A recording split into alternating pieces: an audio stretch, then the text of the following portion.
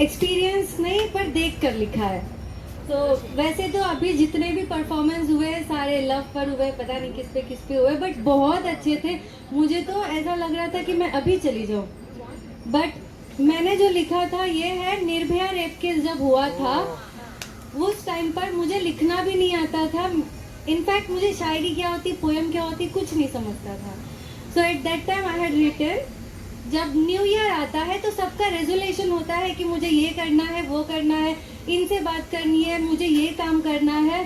But जब किसी की बेटी का रेप होता है, एट दैट टाइम उनके माँ बाप पे क्या गुजरती, उनका न्यू ईयर रेजोल्यूशन क्या होता है, और हर बेटे के बाप को या फिर माँ को उन क्या सीख देनी चाहिए अपने बेटे को, उस पर लिखा है। आपका तो साल खत्म और किसी की बेटी ही खत्म। आपका तो साल खत्म और किसी की तो बेटी ही खत्म। आपको नए साल की रेजोल्यूशन बनानी है और उस माँ बाप को, उस रेपिस्ट को सूली पर चढ़ानी है। क्या बात है। आपका तो रेजोल्यूशन है, आपको तो रेजोल्यूशन बनानी है और उस माँ बाप को, उस रेपिस्ट को सूली पर चढ़ानी है। हर उस माँ से रिक्वेस्ट है कि बेटी से ज्यादा उन बेटों को सीख दे, क्योंकि बेटी तो जन्म लेते ही लक्ष्मी बनती है और बेटा कर्म करने पर विष्णु बनता है। लड़की को तो आप पैदा होते ही पराया कर दूसरे घर भेज देते हैं। लड़की को तो आप पैदा होते ही पराया कर दूसरे घर भेज देते हैं और लड़का आपको भी पराया कर वृद्ध आश्रम भेज देता है। Thank you.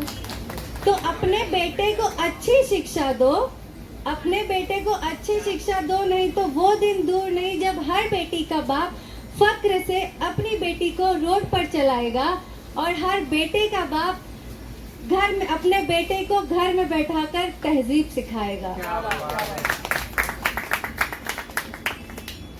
सेकंड है, इसका शीर्षक है, ये तुम कैसी प्रेरणा अपनी पीढ़ियों को दे रहे हो।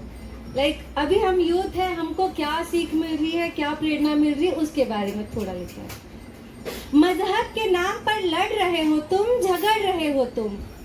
मजहब के नाम पर लड़ रहे हो तुम, झगड़ रहे हो तुम।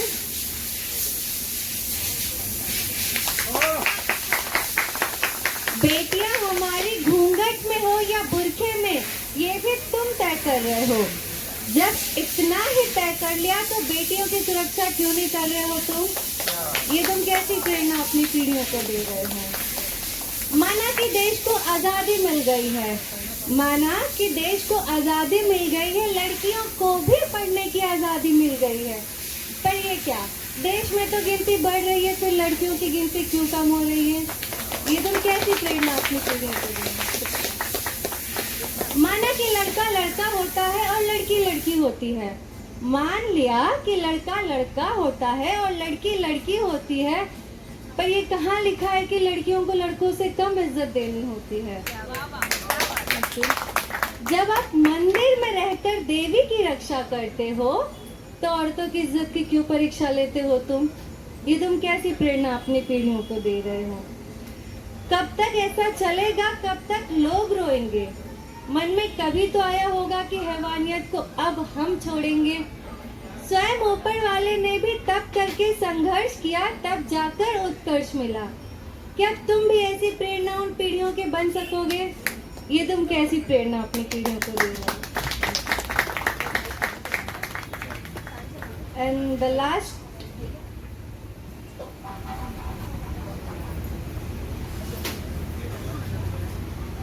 ब्रेकअप सबका होता है।